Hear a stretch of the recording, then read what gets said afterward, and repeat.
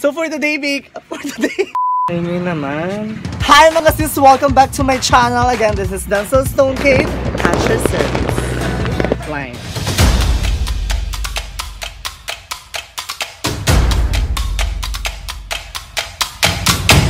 So for today's So ngayong araw, nakakapikon to, hindi ko maintindihan eh, ha? ayan, gagawa tayo ng next concept natin. So kanina, tinatamad na naman ako. I mean, naboboard na naman ako, kaya here we go! Bored in the house. Kaya naisip kong mag-makeup na naman tayo. Kasi nakakamiss na rin mag-makeup.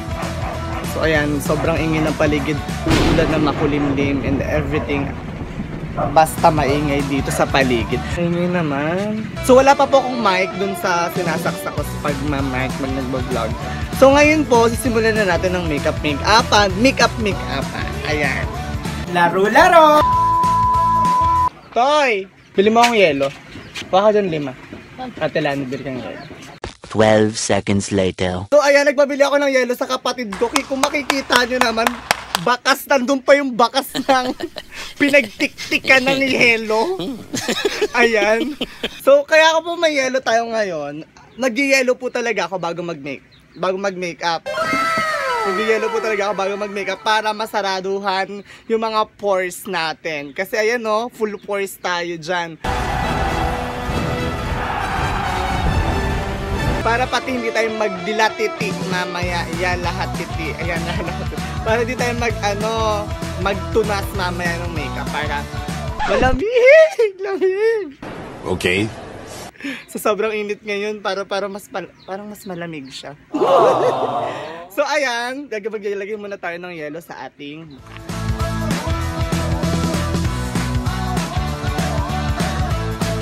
malamig. A few moments later. Ayan, namumula na ako. Gago! Ayan, sobrang cold niya. What? Sino ba? Sinong niya? I mean, yellow. Cold na yung yellow. Ayan. Mas cold siya. They ask you how you are, you just have to say that you're fine when you're not really fine, but you just can't get into it because they would never understand. Sobrang cold na. Namumula na ako. Medyo nangingimi na. Mga bobo! Ayun, mas maganda yun. Parang nag-blush ako, girl. Para mas poreless mamaya. So, ayan. Maglalagay muna ako nung Vaseline.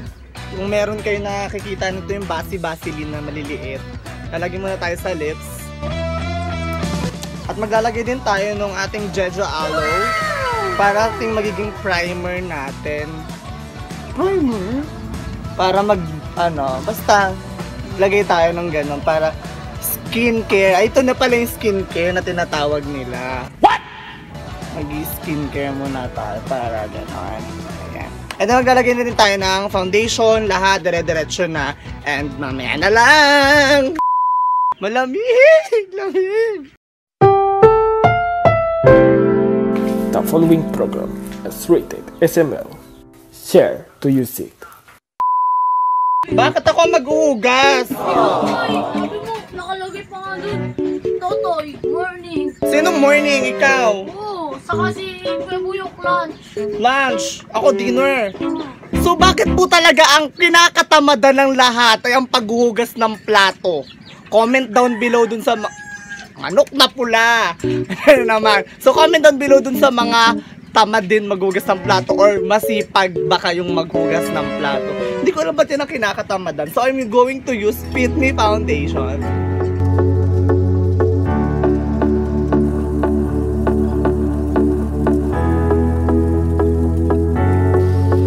So guys, I use Fit Me Shine Free Balance.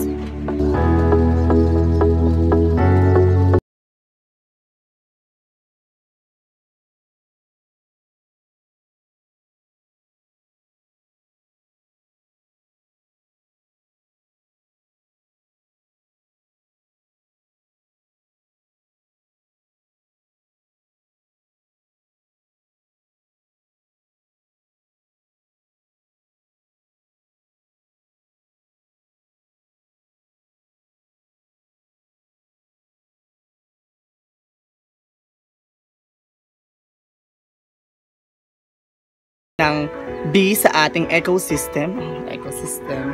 Kasi sila ang nagpapatuloy ng pagpapalago at pagpapanatili ng ating mga bulaklak at halaman. Kaya naman nananatili tayong buhay. Sila ay isa sa endangered species na dapat nating pakaingatan at alagaan. Kasi without them, mahirap, magiging imbalance ang ating ecosystem. So I'm doing the eyeshadow, meron na tayo, and ngayon yung parang bahay naman nila. So keep watching. So guys, ayan, I am doing now the details ng mga bees natin dyan. Ayan, para naman magkaroon ng buhay. The same time, yan yung mga chamber.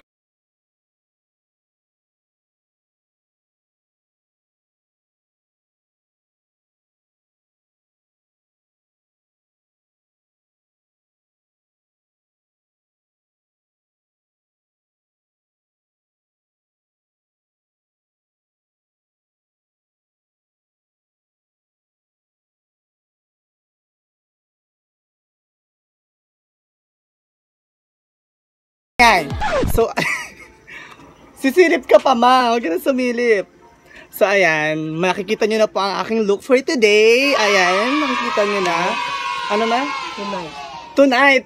Chinorek pa ako ng nanay ko. So, tonight, ginabi na tayo.